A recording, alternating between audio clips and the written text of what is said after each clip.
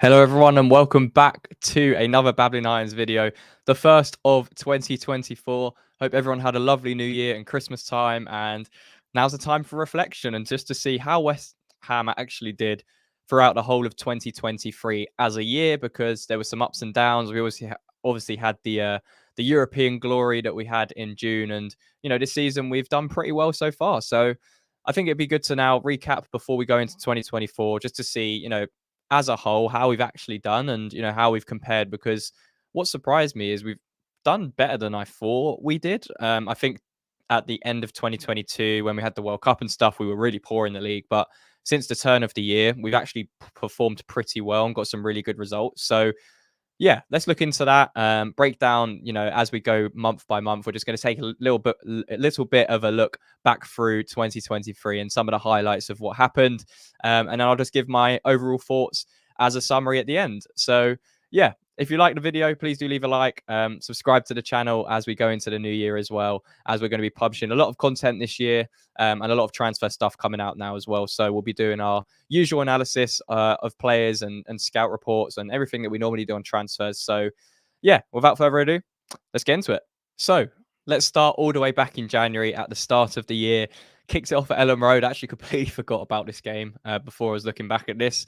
A 2-2 draw. I think Paqueta scored a penalty. Skamaka as well got a goal.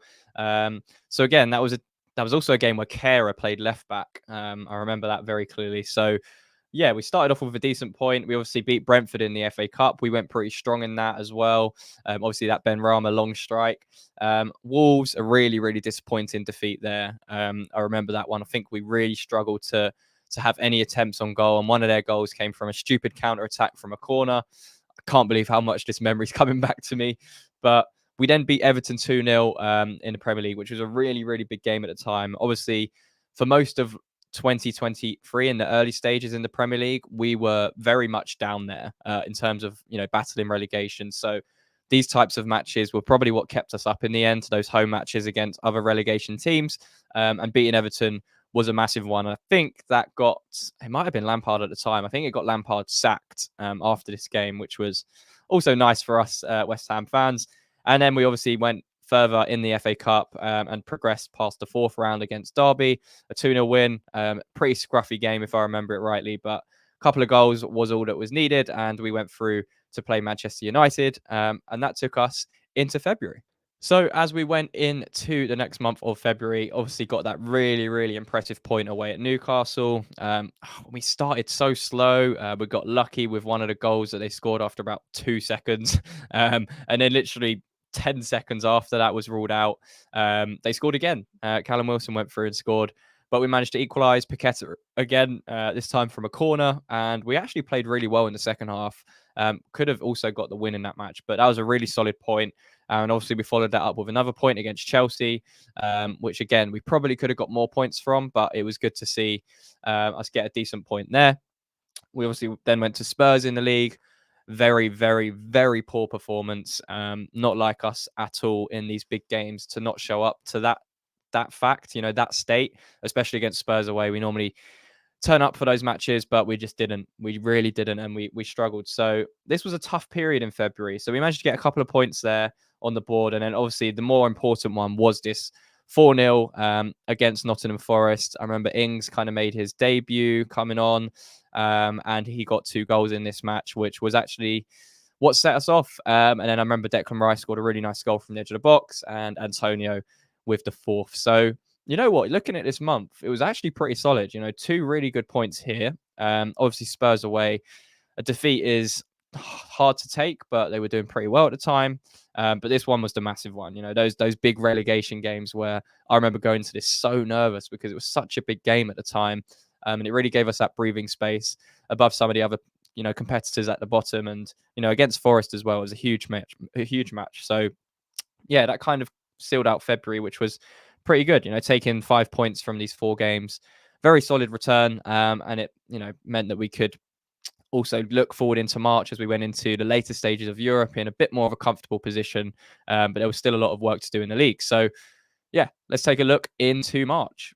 So March was it was a strange month. It wasn't great. I mean, we started off, almost so well. We went actually 1-0 up against Man United in the FA Cup.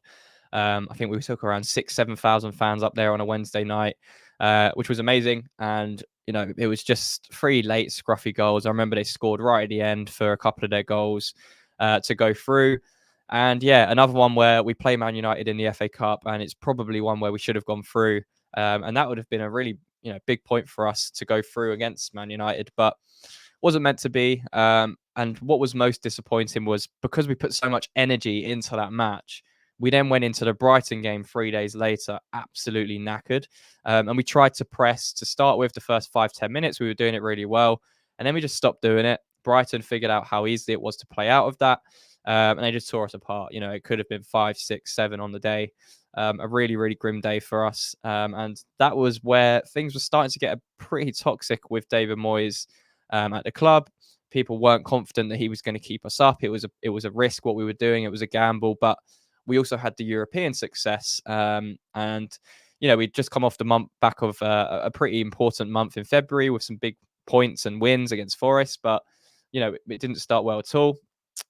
But then you kind of had the Europa Conference League, which was kind of saving David Moyes in the end. And, we went away to Larnaca, got a good 2-0 win, 2 pretty good goals from Antonio. I think one was outside the box, actually, which is very rare for him. But this was a big win for us in the round of 16. And then we played, Aston Villa at home. Absolutely should have won this game. I remember being so frustrated after the game just because of the amount of chances we were creating and how high that Aston Villa line was. They were just leaving so many gaps, and we really should have scored more than we did. But it wasn't meant to be, and we ended up, getting a point from that game.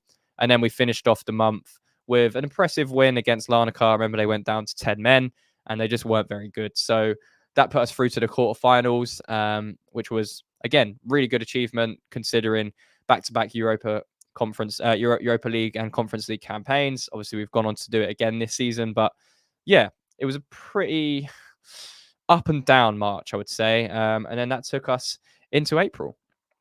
Now, April was really, really strange. I remember feeling very early on the second here when we beat Southampton. Okay, that is a huge, huge win in that relegation scrap. It was a massive 3 points for us at the time because we were both down there. If we'd have lost that game, I think we would have been in the bottom 3 and pretty far away from the rest that were trying to get out of there. But this kind of set us away from Southampton as well. So it really was that kind of classic 6-pointer, if you want to say that. But yeah, Southampton was a big win, but then we kind of go down here. This is where people started to absolutely scream for Moyes out. We got absolutely torn apart by Newcastle. We were 2-0 down at half time. We then got back into the game, and within about 30 seconds or a minute, maybe, they scored their third goal. And it was just really poor. I think we literally handed it to them by passing it. I think it might have been Aguerd that passed it straight back, and we messed up, and they scored. And yeah, this was actually on my birthday, which was not a great day at all to be going to the London Stadium for this, but it was really, really poor, really miserable. It kind of undid the good start of beating Southampton. And yeah, like I said, people were really calling for Moyes out. People were saying, there's no way he survived something like this. A lot of the press was dissimilar. And it became very toxic. It really did. And, as you go into April, that's not what you need. But 3 days later, we've got a massive, massive win at Fulham. A really, really big win. And it was a really shithouse game. We really did not really anything. I think it was an own goal that got us the goal in the end. And we probably should have made it 2-0 right at the end. But I think Cornet messed up. But we just played in that low block, 4-4-2. And, even with the win, I remember there was so many Moyes out banners, chance of getting Moyes out. People had really made up their minds, especially those, hardcore away traveling supporters. They'd made their mind up on Moyes, and they didn't believe after that Newcastle game, as many fans didn't, including myself, that Moyes was going to be able to keep us afloat because we were just so poor. But we got a really good win against Fulham, then went to Ghent in the Europa Conference League 5 days later in the quarterfinal. We were lucky to get a point here. I remember they switched off to let Danny Ings give us the goal to take the lead. But in the second half, they really should have scored more than one goal. And, we did get lucky there that they didn't, add 2 or 3 to that because that would have made it so difficult to come back from, especially in the quarterfinal. So, Yeah, that was a good point, really, but we didn't play well at all. We then played Arsenal 3 days later, and this came a bit as a bit of a shock, obviously because we performed so poorly the last few games. Getting a point against Arsenal, who were, in a very solid position to win the title at this point. They'd just drawn to Liverpool at Anfield. They then came to us with the intention of blowing us away, which they did for about 15 minutes of the first half. But after that, we got back into it. I remember we got a penalty. I think Partey messed up initially, and Rice kind of capitalized on it. They then scored again, and we came back. Obviously, Saka missed a penalty. It was a big turning point for us. I think this was probably the biggest turning point in 2023 for us, in terms of what we went on to do, not just domestically in the Premier League, but also from a European perspective. And, as we can see here, a few days later, beating just scroll past that, beating Ghent 4-1 here was huge. It was a massive night. I remember we went 1-0 down. We managed to get back into it with Antonio. Paqueta then put us 2-1 up, which gave us control. And then we just absolutely obliterated them within that kind of 15-20 minute spell in the second half, where Declan Rice just went on that mazy run. And then it was finished off by Antonio at the end. So that was an amazing night. That was a really, really important win. Wasn't actually at the stadium for that. I was gutted, but it was a really important night, and it put us through to the semi-finals of the Conference League, back-to-back European semi-finals. And again, it was very yo-yo. It's very easy to jump on Moyes in certain situations because we've been so poor for that whole year. And when it becomes so tense, especially in April, when you're losing 5-1 at home, you kind of think, right, we do need to change this. And we were playing really bad, but that Arsenal game set us apart because we probably should have won that game, for the chances we had as well. We definitely could have won it. To then get into the semi-final of the Conference League was a massive bonus. And then we went to Bournemouth and, absolutely played them off the park, which was amazing because it was just 3 days after that massive quarter-final win. And I just think the confidence came from Arsenal. We scored 2 against them. We should have scored more. We played really well. We then put 4 past Ghent. We then went to Bournemouth and put 4 past them. It just looked like a completely transformed team. Declan Rice scored a really good goal again at Bournemouth. Paqueta was on fire. Even Fornal scored that scorpion kick, if you remember that one. It was just a really, really important win and a good day out, I'm sure, for those on the South Coast that went down there. So this month actually started really poor, other than the Southampton win. But it actually started to transform how we were playing. And this Liverpool game, so frustrating because we played really, really well. Took the lead, obviously, through that Paqueta goal. They then equalised through stupid defending, and they obviously scored a set piece. But I remember we played really well, especially in the second half. And I think we had a goal disallowed maybe through Bowen. And then also the penalty appeal on Thiago handball, which I'm not going to go into because it's just so frustrating. But we should definitely not have lost that game. They definitely got away with it. And then it started to spin back again. It was just like such an up and down month. And that was kind of the season, really. We'd have a few good spells, a few good games where we think we're getting momentum. Then something like the Liverpool match would set us back, and then it would just drain that confidence a little bit. And, the Palace game's a prime example of that. We went 1-0 up in this game. I think we scored from 3 corners in this game. And we were just terrible defensively, really, really poor, and gave Palace a lot of opportunities, and, ended the month where it could have been a really positive end. We beat Bournemouth. We probably should have got at least a point here. And going to Palace away, you'd expect at least a point there. So, again, it kind of flipped back as we went into May. And it was a really important month once again. But, April was just so up and down. And I think the criticism Moyes got was absolutely warranted, but he also deserved some praise for some of the performances that he got out of us towards the end of the season. Points against Arsenal is huge, especially as they were, running away with the title, and they, messed it up in the end. But yeah, that was April. Let's take a look at May. So really difficult start to May. Obviously, going to Etihad when they're chasing the title, chasing Arsenal down is a very difficult task. And we actually played pretty well. Well, we defended really well for large parts. They then got that opening goal, and then it was just like we had to try and come out and do something. And then they kind of took advantage in a couple of moments. I remember Haaland scoring and breaking a record. Shock, that was against West Ham. But what came next was something a little bit different, because we had Man United, and then we also had the semi-final of the Conference League a few days later. And I remember people saying that we should have thrown or we should have rested for this Man United game, and played stronger in the next Premier League game, which I can't remember what it was, but we'll go into it. I think it was an easier game. But I was like, absolutely not. Man United have just been terrible. We have a very good record against them. It's a very winnable game. And I remember the goal right in front of me, Benrahma, just a really nothing shot, really, and it just bobbled over De Gea's hand. And that was a massive win because it gave us that respite in the Premier League. It pretty much almost confirmed our safety at that point with the other results that were happening in the league. And then it meant that we could go into that semi-final with a bit more confidence as well of having picked up a win in the league after 3 defeats in the league, I think it was before that. So yeah, really important 3 points there. And then we obviously went into that semi-final against AZ, which was just such an important win. I mean, we went 1-0 down. We really struggled to build out anything here or create much. And then we just sparked into life within, the last kind of 25, 30 minutes of the second half. Obviously, Benrahma's penalty. I think it was Antonio in the end who scored the second. So yeah, that was a really important win to go into the second leg because I hate playing when it's a semi-final or a quarter-final, whatever it is. I hate playing the home leg first. I just think you have such an advantage being at home the second leg. But we done really well to win that. Obviously went there with a goal advantage, and yeah, it was something to build on. We then went to Brentford, and again we rotated in this match because we were kind of safe in the league at this point. It wasn't too much of an emphasis on this game.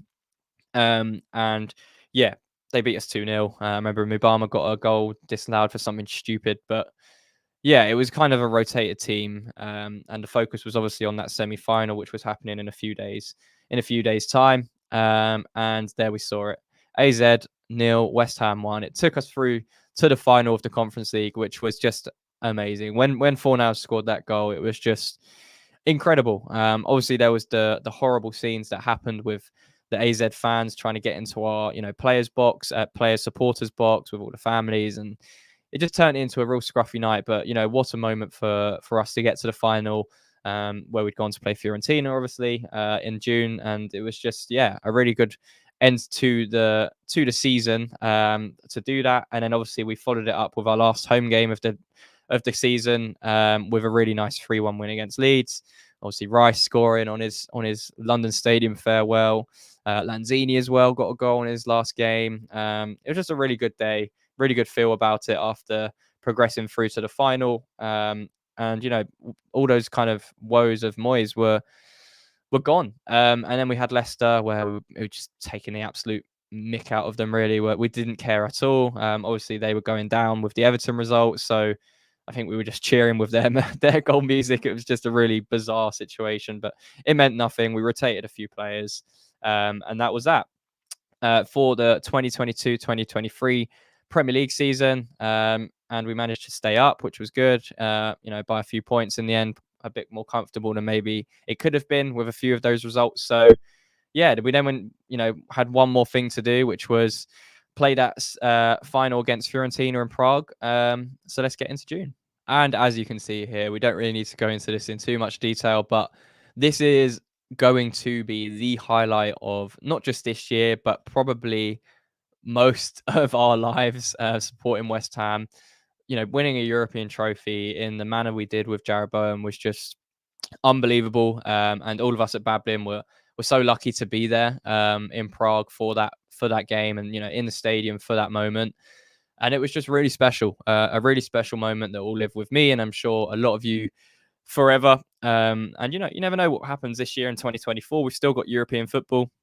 There's obviously a lot of chance to go further in the knockouts. So you never know. We might even beat it going to Ireland this year, but we'll see.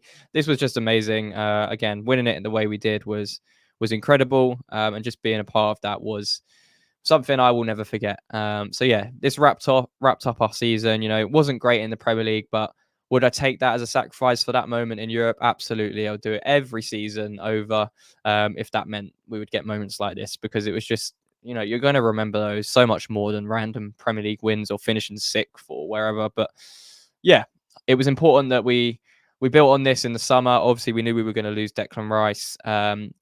and we had to spend the money wisely. So yeah, let's get into the second half of 2023, because it's actually been pretty solid so far.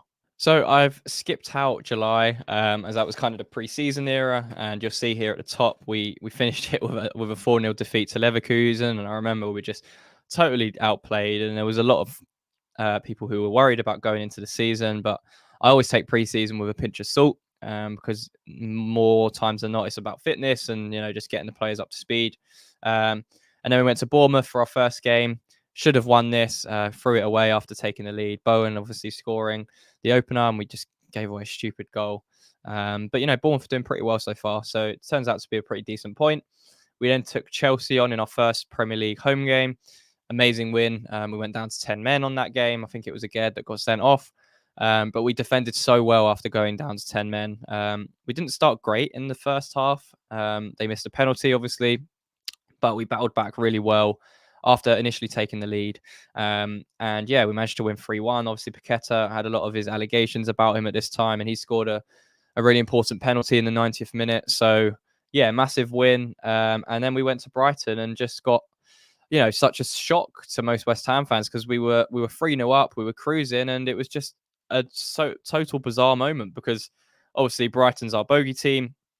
They're obviously doing incredibly well this season. They started the season really well going into this as well. So this was a massive win. And yeah, it really did kind of set us up nicely going into September. And yeah, let's go into that. So we started September really well. Remember, it was Friday night football, Luton's first home Premier League game. And we managed to play really, really well. We gave up a stupid goal towards the end, and they almost had a penalty as well to equalise. But before 80 to 85 minutes of this game, we really controlled it. It was really good, and yeah, I think it put us top of the league momentarily because we played first, so that was nice. And we just started really well. We then played Man City, where we took the lead, and their quality just kind of shone through in the end, and we weren't really able to hold on in the second half, and we conceded such a sloppy goal within like 30 seconds of the second half, with the Doku goal, and it from that the mentality kind of just switched in us, and we were just trying to hold on to a point from that, and we couldn't. They just had too much firepower in the end. We then started our Europa League campaign group stage against TSC. Actually went 1-0 down in this. I remember Ogbonna passing it back to absolutely no one, and they were just through and scored.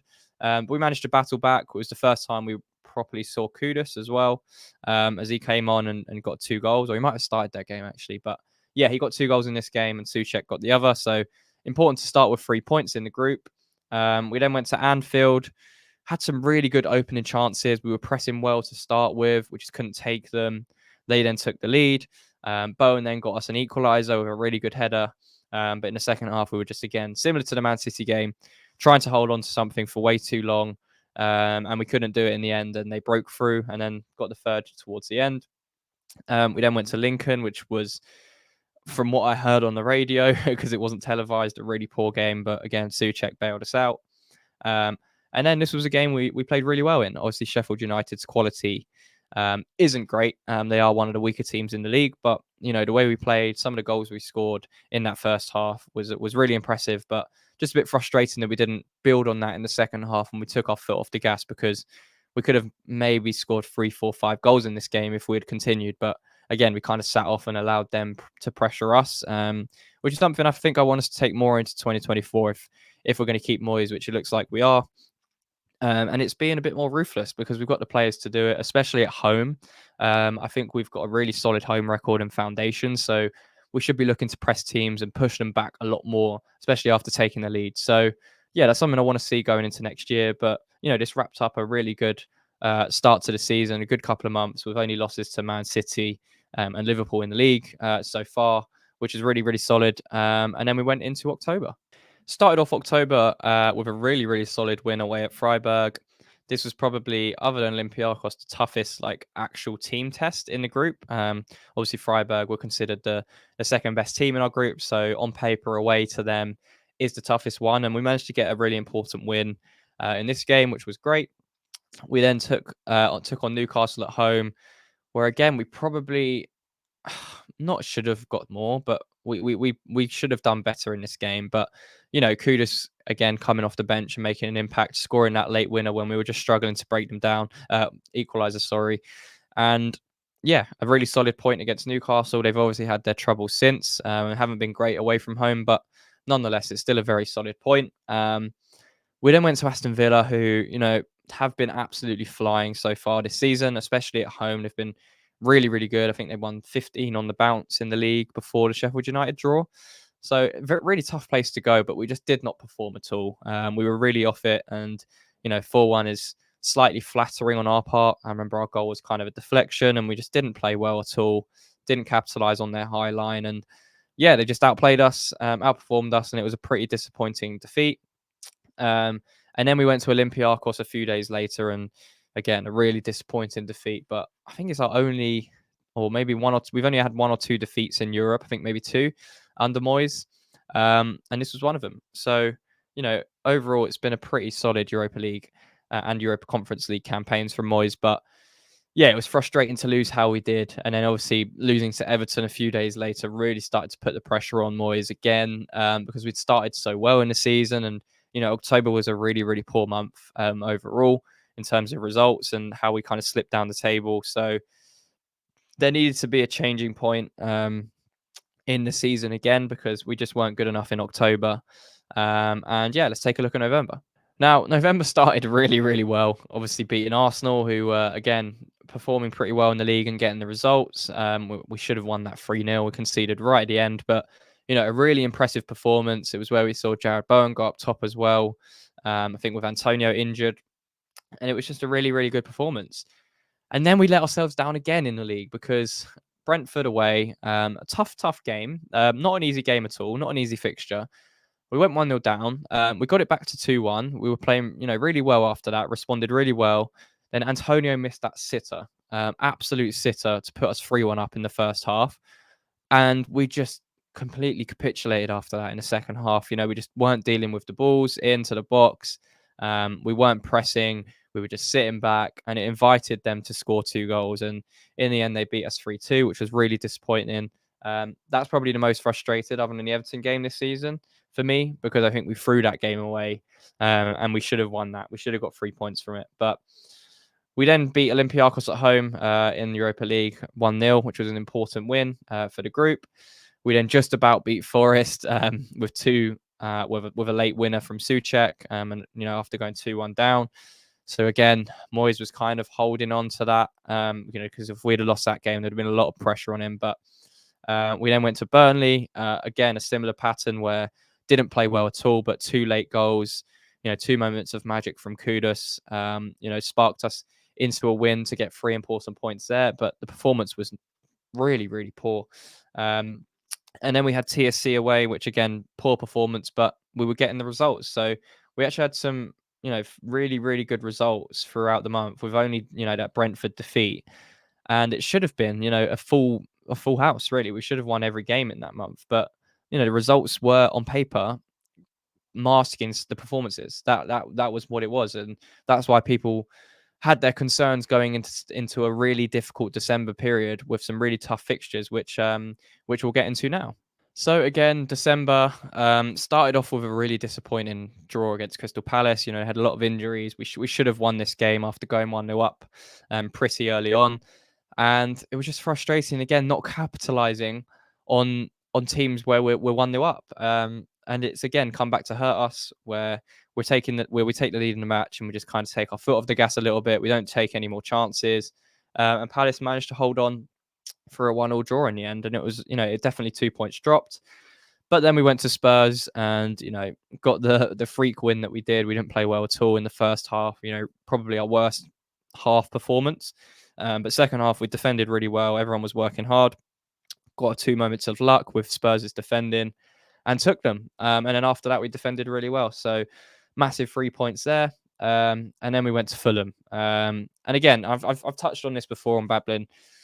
5-0 is not acceptable, but we had obviously the illness that was going through the squad, which is definitely going to affect it. We played Spurs 3 days before. We'd put so much effort into it, and it definitely showed, because Fulham had that a bit more of a rest. They played at home against Forest, I think, the day before Spurs, so they had that extra day of recovery and obviously didn't have the illness going through our squad, which we had. And it definitely affected the players. And losing 5-0 is not acceptable, no way. But that definitely played a part in my eyes. And then a few days later, we managed to get an important win against Freiburg, which meant we topped the Europa League group. So that's amazing. We haven't got to play the playoffs against teams that dropped down from the Champions League. And we now look forward this year into March, where we'll be playing the knockouts again, the last 16, which is massively impressive and a massive accomplishment for this football club. We really mustn't forget that, because this isn't going to happen often, and this is a really a gold period for West Ham fans to be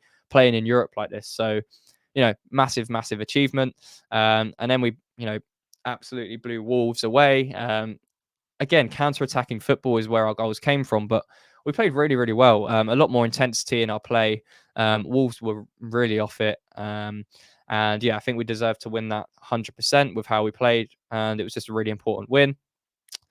Then it was kind of like, this was a strange period, because I was very much wanting to prioritize Man United on the 23rd over the Liverpool Carabao Cup game.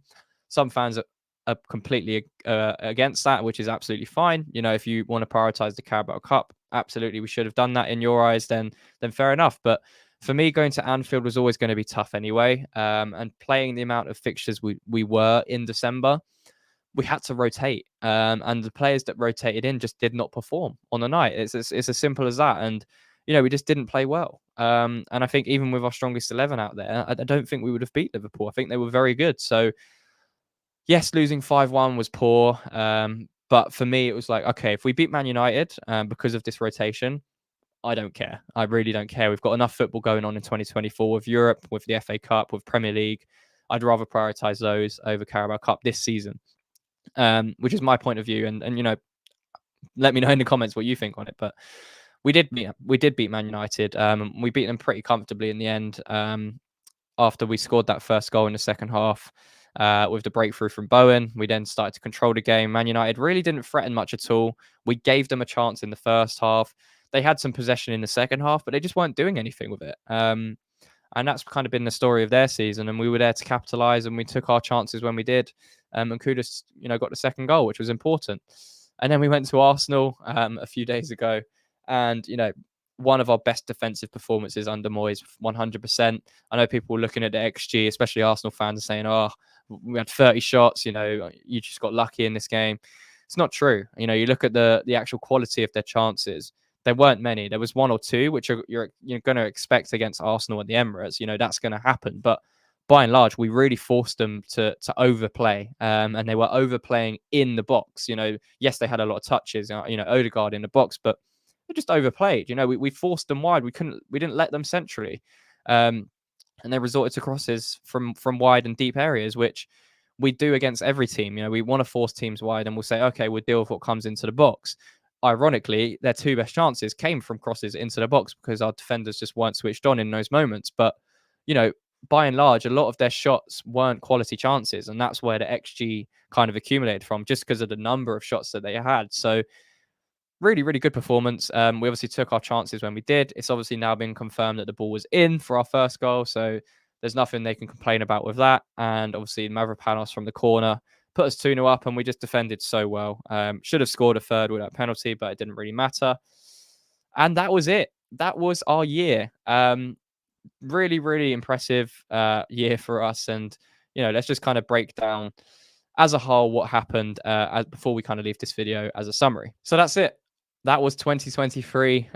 Every game of it that we just went through. So let me know what you guys think in the comments about the whole season. Obviously we had the amazing night in Prague, and the whole Europa Conference League campaign was really fun in the knockouts. Obviously Ghent at home was a massive win. AZ away to get to the final, and obviously beating Fiorentina was massive.